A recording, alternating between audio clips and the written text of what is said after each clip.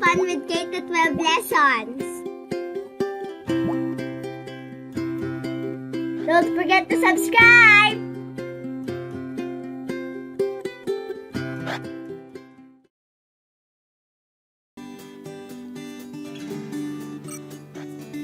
Sekularisasyon at ang tatlong paring martir.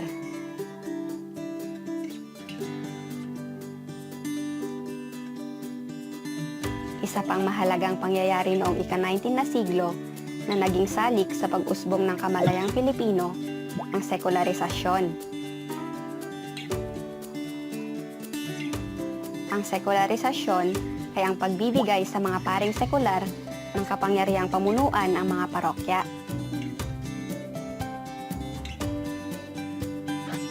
Ang mga paring regular ay ang mga paring Espanyol na kabilang sa mga samahang relihiyoso tulad ng Agustinian, Franciscan,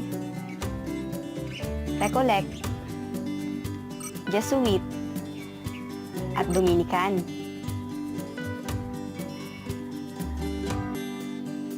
Paring sekular naman ang tawag sa mga Filipinong pari na hindi maaaring mapabilang sa alinmang samahang relihiyoso.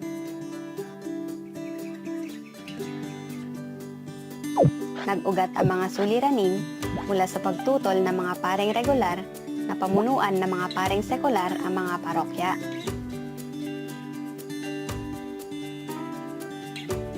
Ito ay sapagkat kaakibat ng pagiging pinuno ng parokya ay ang malawak na kapangyarihan at impluensya, gayon din ang yaman mula sa kaban ng simbahan.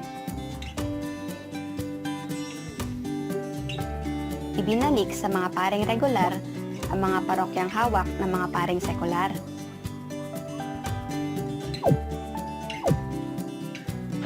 Hinaing ng mga Filipinong pari ay diskriminasyon ang ginawang pagtanggal sa kanilang katungkulan.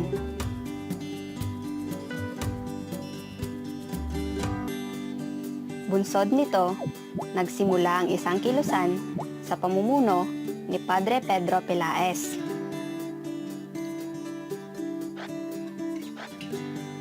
Noong 1872, isang pag-aalsa ang sumiklab sa Cavite na kinabibilangan ng mga sundalong Filipino na naglilingkod sa isang arsenal dito. Ito ay pinangunahan ni Fernando Lamadrid, isang sarhentong Filipino.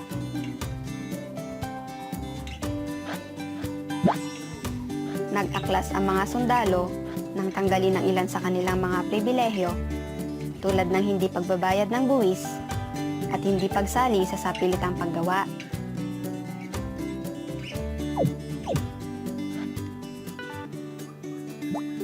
Agad na nasugpo ng mga Espanyol ang pag-aalsang ito at dinakip ang mga napagbintangang pinuno nito.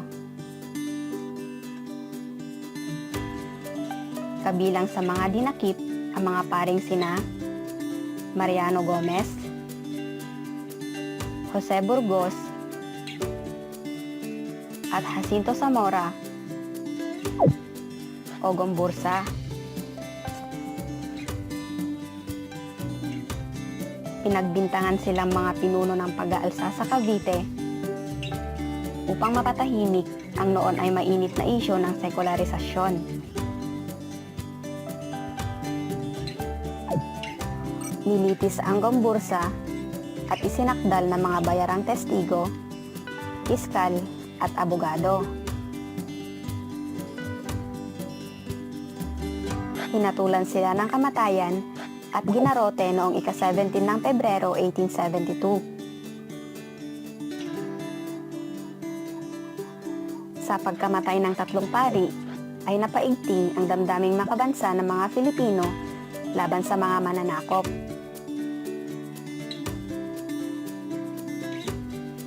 Sa pangkalahatan, masasabing nagkaroon ng epekto ang mga pangyayari sa labas ng bansa noong ika-18 siglo sa paglaganap ng malayang kaisipan sa Pilipinas na siyang nagpakilos sa mga Filipino upang ipaglaban ang mga karapatan at kalayaan.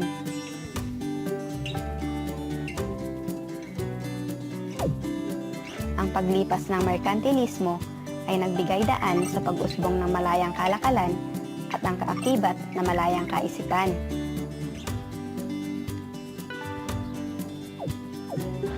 Ang pagwawakas ng kalakalang galyon ay naghudyat din sa pagsisimula ng bagong panahon sa Pilipinas, kung saan naging maigting ang pakikibaka para sa reforma at kalaunan ang pagsiklab ng himagsikan.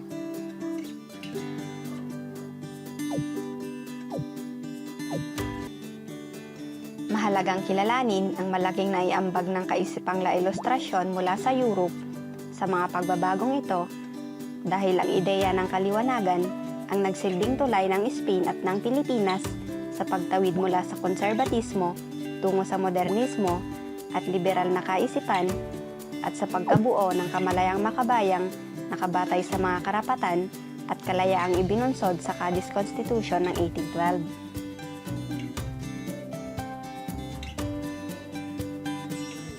Bagamat hindi maaaring sabihing ito ang tanging pinagmulan ng kamalayang makabayan sa Pilipinas, mahalagang salik ito sa naging tunguhin ng isang anyo ng pakikibaka ng mga mamamayan laban sa kolonyalismong Espanyol.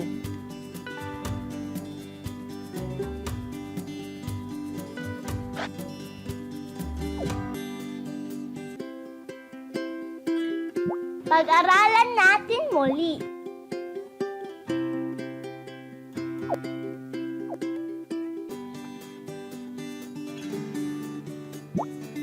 Ano ang tawag sa pagbibigay sa mga paring sekular ng kapangyarihang pamunuan ng mga parokya?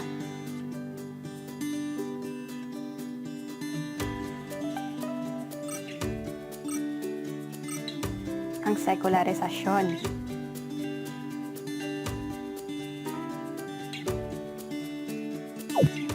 Ano ang tawag sa mga paring Espanyol na kabilang sa mga samahang relihiyoso tulad ng Agustinian, Franciscan, Recollect, Jesuit at Dominican?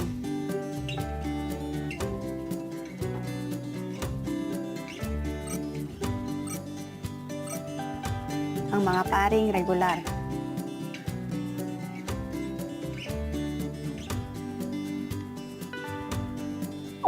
Ano naman ang tawag sa mga paring Filipino na hindi maaaring mapabilang sa alinmang samahang relihiyoso?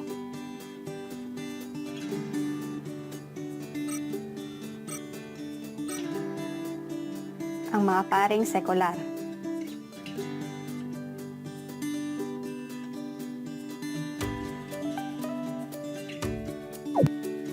Ano-ano ang kaakibat ng pagiging pinuno ng parokya?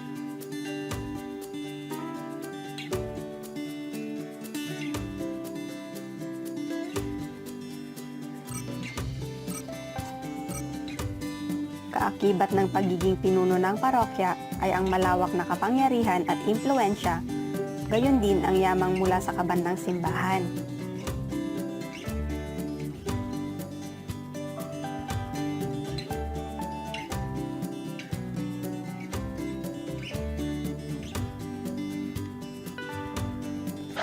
Nag-ugat ang suliranin mula sa pagtutol ng mga paring regular na pamunuan ng mga paring sekular ang mga parokya.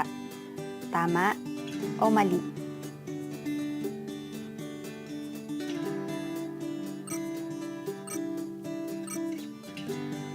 Tama.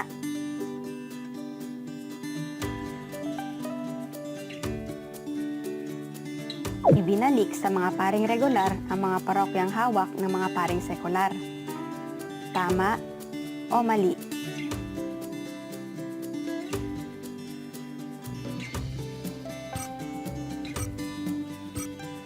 Tama.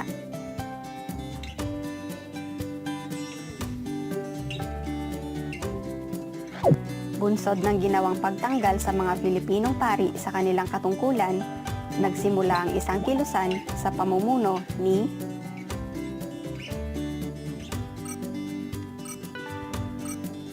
Padre Pedro Pelaez.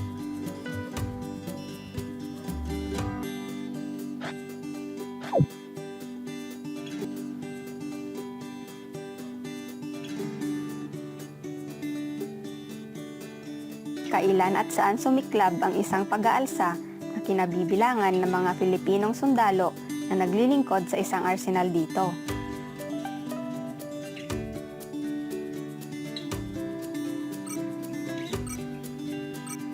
Sumiklab ang pag-aalsa sa Cavite noong 1872.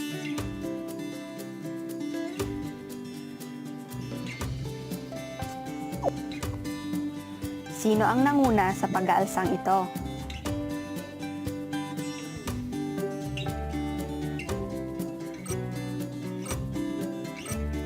Pinangunahan ito ni Fernando Lamadrid, isang sarhentong Filipino.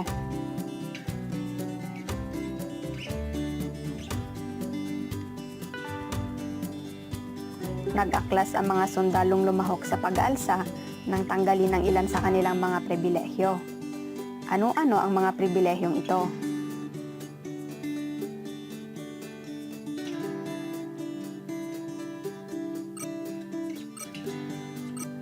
Tinanggal ang kanilang pribilehyo tulad ng hindi pagbabayad ng buwis at hindi pagsali sa sapilitang paggawa.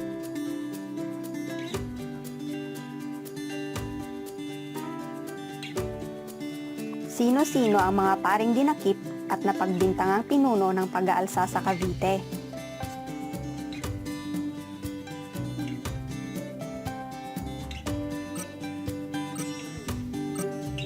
Kabilang sa mga dinakip ang mga paring sina Mariano Gomez, Jose Burgos, at Jacinto Zamora.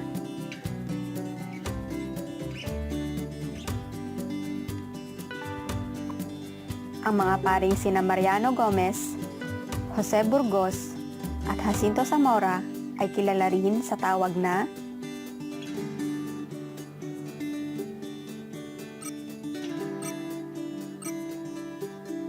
Gombursa.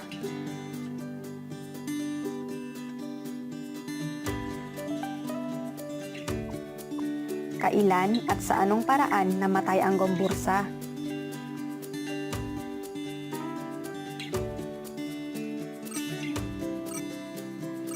Hinatulan sila ng kamatayan at ginarote noong ika-17 ng Pebrero 1872.